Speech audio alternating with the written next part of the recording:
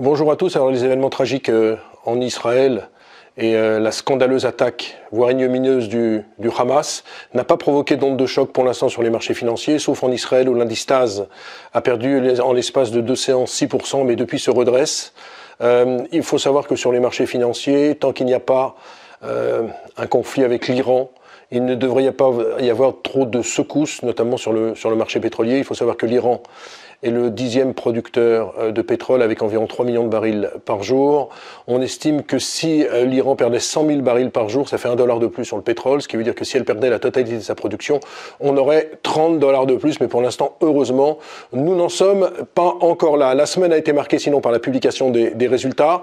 Alors il y a eu 2 sociétés du CAC 40. Ça a été assez mitigé sur LVMH, ce qui est assez normal parce que la base de comparaison l'année dernière était très forte. Et donc c'est normal qu'il y ait une petite déception avec un titre qui a baissé sous les 700 euros. Je vous rappelle qu'on avait fait il y a quelques semaines un plus haut à 900 euros sur LVMH. C'est peut-être le moment de revenir sur ce dossier. Bonne publication par contre du côté de Publicis qui relève ses prévisions. Le marché a bien réagi à tout ça. À noter que dans le compartiment des small et mid caps, il y a eu encore beaucoup de déceptions. EuroAPI, c'est pas vraiment une mid cap, mais c'est un spin-off de Sanofi qui a abaissé ses prévisions de chiffre d'affaires et de résultats d'exploitation. Et donc l'action a été sévèrement attaquée, perdant plus de 50% avant de tenter un redressement. Il y a eu aussi des déceptions sur Maisons du Monde qui a indiqué que ses objectifs annuels seraient nettement inférieurs aux attentes. L'action également a plongé. Maisons du Monde perd quasiment 50% depuis le début de l'année. On attend un plan stratégique pour janvier 2024. Je ne suis pas sûr que ça suffise à faire se redresser le marché. Du côté des introductions en bourse, c'est un petit peu également la soupe à la grimace. Planisware, qui était un éditeur de logiciels qui devait venir en bourse sur une valorisation entre 1,2 milliard et 1,4 milliard, a décidé de reporter son introduction en bourse. Il faut dire qu'il y avait dans cette opération que du cash out, c'est-à-dire que la sortie des investisseurs, ce qui ne plaisait pas déjà aux investisseurs qui avaient regardé le dossier.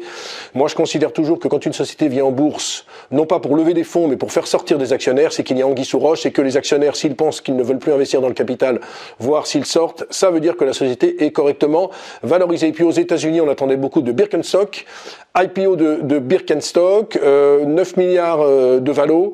Déception le premier jour de cotation avec une baisse entre 10 et 15%, ce qui est un peu normal dans le contexte actuel.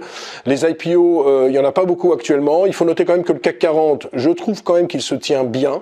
Je le disais sur BFM Business en début de semaine. Je pense qu'avec la flambée du pétrole qu'on a connue, $25 de plus en 3 mois sur le pétrole, avec la flambée des taux obligataires, très franchement, voir un indice CAC 40 entre 7000 et 7200 points, c'est plutôt une excellente nouvelle. Et donc j'estime que tant qu'il n'y a pas une guerre qui va vers l'Iran avec un conflit armé avec l'Iran, je ne pense pas qu'on puisse assister à un crack pour l'instant sur les valeurs françaises et d'ailleurs même sur les valeurs américaines.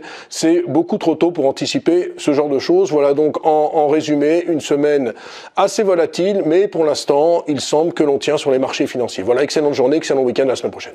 Merci beaucoup d'avoir regardé cette vidéo. N'hésitez pas à réagir dans les commentaires ou à liker et partager cette vidéo si le contenu vous a plu. Et pour ne rater aucune de nos prochaines émissions, vous pouvez vous abonner à notre chaîne et activer les notifications. Et pour plus de contenu, n'oubliez pas que le dernier rapport rédigé par nos experts est accessible en cliquant sur le lien de description. On se retrouve tout de suite dans les commentaires et je vous dis à très bientôt pour une prochaine vidéo.